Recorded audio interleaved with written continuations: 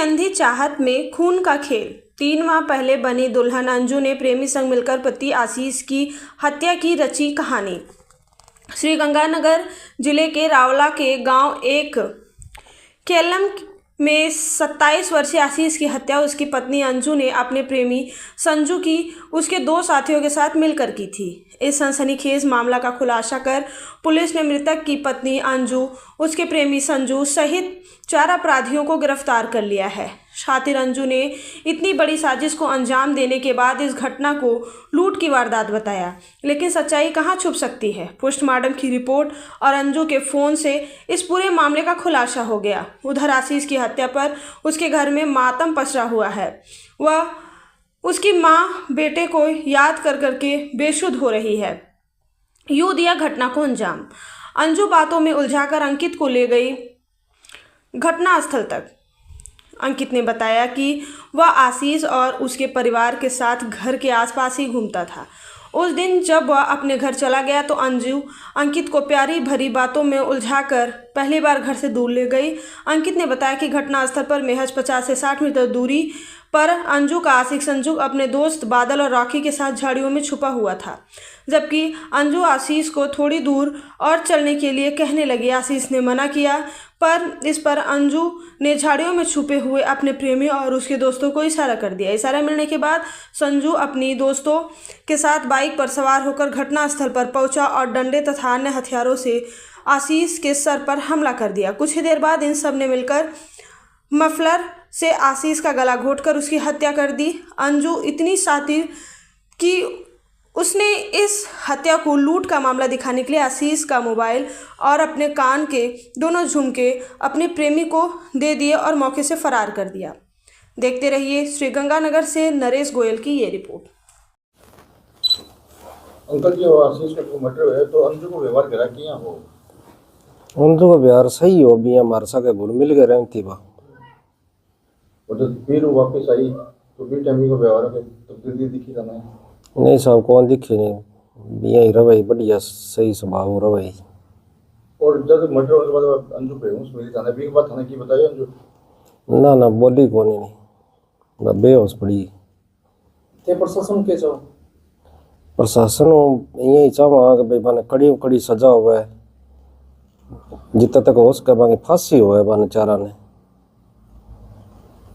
तो आगे माँ बाप के अंजू माँ बाप आगे के कहना है कहे भाई जितनी भी कार्रवाई करो मैं थार सागे। हाँ, जितने भी बाने कोई दंड अपराध जिया भी मिले बाने कोई तो मैं थार सागे सहयोग करांगा।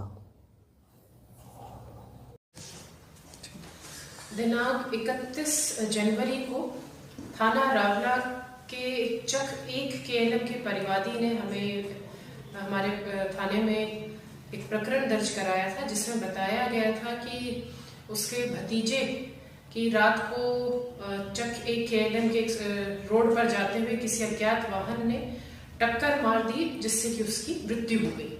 तो ये हमने तुरंत मौका देखकर और प्रकरण दर्ज किया एक्सीडेंट की धाराओं में। लेकिन जब एफएसएल टीम बुलाई गई मौके पर, उच्च अधिकारियों ने जब विजिट किया तो कुछ संदेहास्पद लगी सभी बातें।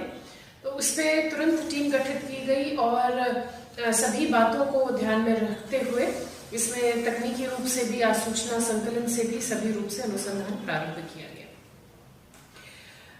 फिर जो चौंकाने वाली बात थी कि इसमें जो आशीष है उसकी धर्मपत्नी अंजू है, वही एक इसमें मुख्य सूत्र निकली। ये एक्सीडेंट ना होके हत्या का प्रकरण निकला। घटना वारदात जो जिस हिसाब से इन्होंने अंजाम दिया, 3 माह पूर्व ही आशीष और अंजू की शादी हुई थी, किंतु अंजू इस शादी से खुश नहीं थी। उसके पहले ही संपर्क किसी संजू नाम के व्यक्ति से थे। तो अंजू ने और ये संजू ने, उसके जो प्रेमी हैं, उन दोनों ने ये एक प्लान बनाया। चूंकि आशीष हमेशा खाना खाने के बाद रात को घूमता था, तो अंजू ने पहले उसके साथ घूमना शुरू किया सड़क पर, और फिर संजू के साथ प्लान बनाते हुए उसने संजू ने अपने 2 दोस्तों का सहायता ली, रोहित व बादल। और दिनांक 31 को ये रात को वहां पर जो एक सड़क है, सुनसान सड़क है, वहां पर झाड़ियों में छुप गए ये तीनों दोस्त। जब अंजू और उसका पति मृतक आशीष जब वॉक करने आए तो अंजू उसे एक योजनाबद्ध तरीके से उस सुनसान रोड पर ले गई घूमने के बहाने। वहां पर आने के बाद तुरंत इन तीनों जो इसके साथी थे व्यक्तियों ने उन पर ताबड़तोड़ वार किया सिर पे, जिससे कि उसकी मृत्यु हो जाए। लेकिन उसमें भी अगर कोई कसर रह गई हो तो फिर गला घोटा भी गया इन सबके द्वारा, जिससे कि उसकी मृत्यु जो है वो निश्चित हो जाए। तो इस तरह से नृशंस हत्या ये की गई इन 4 अभियुक्तों के द्वारा। पुलिस ने इसमें बहुत ही संजीदगी से, गंभीरता से काम करते हुए, बहुत त्वरित कार्रवाई करते हुए इस एक्सीडेंट का जो रूप देके जो हत्या की हुई थी उसका खुलासा किया है और इन 4 अभियुक्तों की गिरफ्तारी कर ली है। जय